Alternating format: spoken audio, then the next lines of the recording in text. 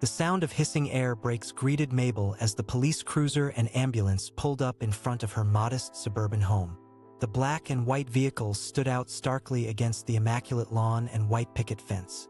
Mabel sat rigidly upright behind the wheel of her sensible sedan, hands still gripping the steering wheel tightly even though the engine was off.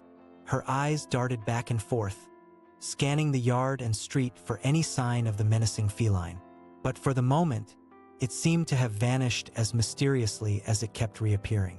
A gentle rapping on the driver's side window made Mabel jump. A kind-faced paramedic was peering in at her. "Ma'am, are you all right? We got a call that you might be in need of some assistance." Mabel nodded jerkily and opened the car door. The paramedic helped steady her as she stepped out on shaky legs. "I know it sounds crazy," Mabel began, "but there's this black cat that keeps appearing, no matter what I do. I'm sure it has it out for me. I think I may have hit it with my car. But then it came back." The paramedic exchanged a concerned look with her partner. "Why don't you come have a seat in the back of the ambulance?" she suggested gently. "You've had quite an ordeal. We'll check you over and then take you to the hospital." As the paramedics guided Mabel into the ambulance, 2 police officers approached her car, glancing around the scene. The younger one peered under the chassis. "No sign of roadkill under here," he called out. His partner, an older sergeant, was gazing at the house, his brow furrowed. There was something about this situation that wasn't sitting right with him.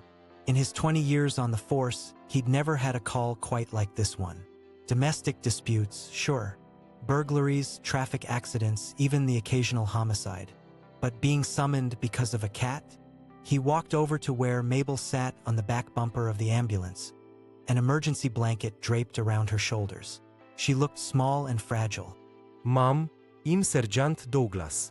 "Can you tell me again what happened here today?" he asked, pulling out a notepad. Mabel relayed her conversation with the emergency dispatcher, how the cat had been tormenting her all morning, sitting in her yard, staring at her, how she'd been unable to leave for the airport because it was blocking her path. I called the dispatcher so many times, but she said there was nothing she could do since it wasn't a human trespassing. So I took matters into my own hands. I ran it over with my car when she told me to go ahead and drive. Mabel's voice hitched. But then it came back. It's not normal, I tell you. That cat is evil. It's out for revenge. Sergeant Douglas made some notes, careful to keep his expression neutral. He'd seen his fair share of paranoid and delusional individuals in his time. But something about Mabel's demeanor made him suspect there was more to this story. "Ma'am, do you have any family or friends we can call for you?" he asked gently. Mabel shook her head. "It's just me. My husband passed away years ago. Never had any children." The sergeant nodded sympathetically. "We're going to have these nice paramedics take you to get checked out, all right? I'm going to look into this further. You just try to relax." As the ambulance pulled away, the sergeant turned back to the house, hands on his hips. Something caught his eye in the front window, a small silhouette in the shape of a cat. He blinked and it was gone. Probably just a trick of the light, he told himself. Signaling to his partner, Sergeant Douglas stepped through the front gate and up the walk. Might as well have a look around while they were here, for Mabel's peace of mind if nothing else. The spare key was under the mat, as Mabel had said. The house was tidy but had a musty, unlived-in smell, as if it had been a long time since it had known any warmth or laughter. Douglas noted the layer of dust on the bookshelves, the stack of unopened mail on the hall table. As he stepped into the living room, a floorboard creaked loudly beneath his feet, startling him. And that's when he saw it perched on the back of the sofa. Still as a statue, sat a jet-black cat with eerie yellow eyes. It regarded the sergeant coolly, not moving a muscle. Douglas's hand moved reflexively to the weapon at his hip. He forced himself to take a breath. It was just a cat, for Christ's sake. He and his partner made a quick sweep of the rest of the house. Nothing seemed to be amiss, other than an old lady living alone who'd clearly become a bit obsessed with the stray haunting her yard. Douglas couldn't really blame Mabel. The cat did seem to have an unsettling air about it. He'd be glad to get out of the dim, oppressive house and back into the sunshine. Stepping back out onto the porch, Douglas nearly tripped over an unexpected obstacle. Lying inert on the welcome mat was the black cat. He crouched down for a closer look. The animal was clearly dead. No sign of injury, but still warm. It certainly hadn't been there when they'd entered the house mere minutes before. A chill ran down the sergeant's spine as he stood back up. His partner looked at him quizzically. "Let's get animal control out here to dispose of this properly," Douglas said gruffly. "I don't want it spooking Miss Mabel anymore if she comes back and finds it here." As he pulled out his radio to make the call, movement in his peripheral vision made the sergeant whip his head around. There, sitting in the yard under the oak tree, was an identical black cat, very much alive, staring right at him with those lamp-like eyes. The rest of the afternoon passed in a surreal haze for Sergeant Douglas. He'd seen a lot of strange things in his years on the force, but nothing that defied explanation quite like this. Every time he thought he had the situation under control, that damned cat would show up again. Animal control had come to remove the dead cat's body. But as soon as they drove away, there it was, perched on the hood of the patrol car bold as brass. They'd chased it off, only for it to slink around the corner and reappear on the porch rail, flicking its tail insolently. In between playing cat and mouse, Douglas had gotten an update from the hospital. Mabel was getting settled and would be staying overnight for observation. Physically, she was fine, but the doctor expressed concerns about her mental state and her insistence about the evil, nigh unkillable cat. Darkness was falling by the time Douglas and his mystified partner wrapped things up at Mabel's house. He still felt deeply unsettled. As they rolled slowly down the quiet street, Douglas glimpsed a lithe shadow weaving between the pools of light cast by the street lamps. Shaking his head, he stepped on the accelerator, eager to put some distance between himself and the day's uncanny events. Miles away, Mabel lay in a sterile hospital bed, mind still churning. Maybe it was the sedatives they had given her, but she kept replaying the conversation with the emergency dispatcher over and over on an endless loop. That smooth, calming voice guiding her, enabling her even to mow down the bane of her existence. And now Mabel was paying the price. A shudder ran through her. It felt as if even now, the cat was still watching her, biding its time. Sleep eventually claimed Mabel, but it was far from restful. She found herself in a dimly lit room. As details slowly came into focus, she realized with rising dread that it was her own living room. The lights seemed to flicker and dim of their own accord. Shadows gathered in the corners. And there, emerging from the darkness like a piece of it come to life, was the black cat. It padded soundlessly across the carpet on velvet paws, coming to a halt mere inches from Mabel's paralyzed form. The cat began to change, to grow and stretch into an impossible shape. Mabel wanted to scream, but her voice was frozen in her throat. In place of the cat now stood the shadowy figure of a man. He leaned down, bringing his face level with hers. Mabel recoiled at the sight of his features, twisted into a mask of cruelty and rage. "You!"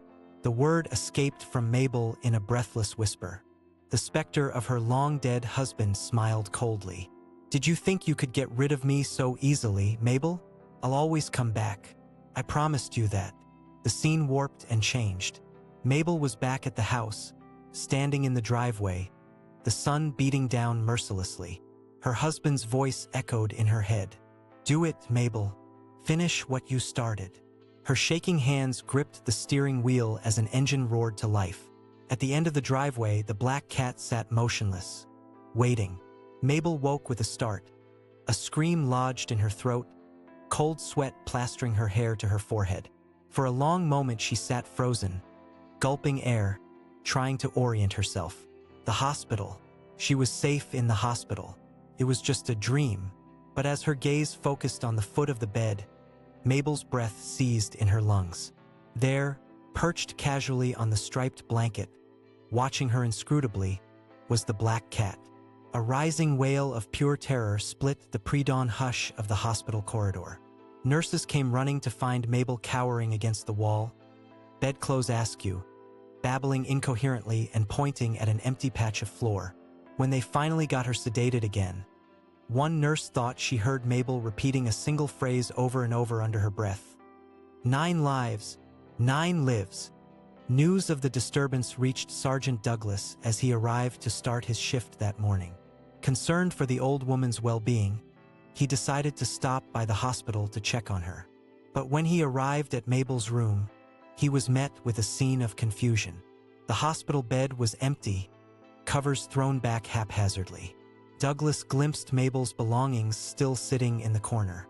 He flagged down a passing nurse. "Excuse me, can you tell me what happened to the woman who was in this room?" "Mabel Hargrove."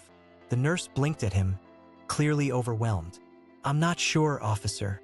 She was here resting last time I checked, maybe an hour ago. No one saw her leave." An uneasy feeling settled in Sergeant Douglas's gut. He hurried back to his car and called in to the station, requesting an APB on Mabel. Something told him she hadn't just gone out for an early morning stroll. As he drove with lights flashing towards Mabel's neighborhood, a chilling thought crept into the sergeant's mind. The black cat. What if it was more than just a figment of a lonely old woman's imagination? He'd never given much credence to the supernatural, but after the events of yesterday, he wasn't sure what to believe anymore. Tires squealed as Douglas pulled up in front of Mabel's house. To his dismay, her car was in the driveway. Even more unsettling was the crumpled form sprawled on the front lawn.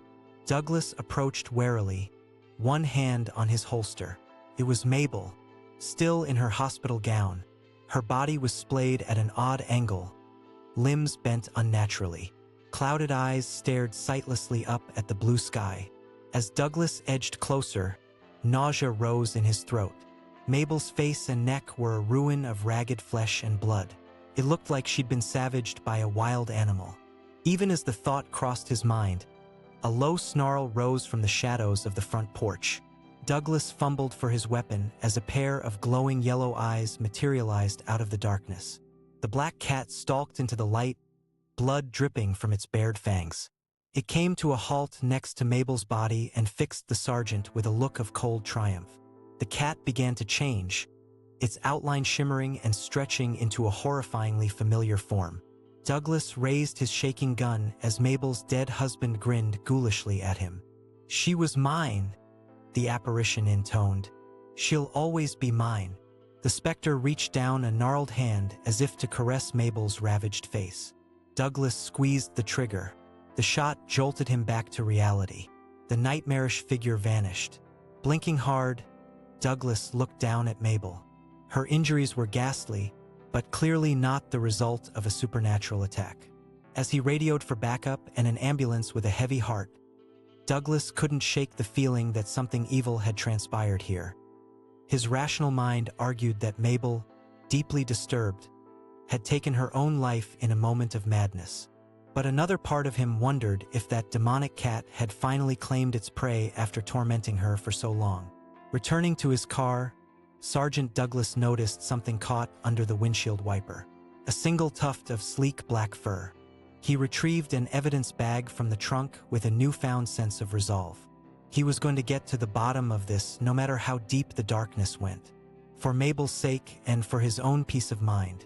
One way or another, this case was far from over.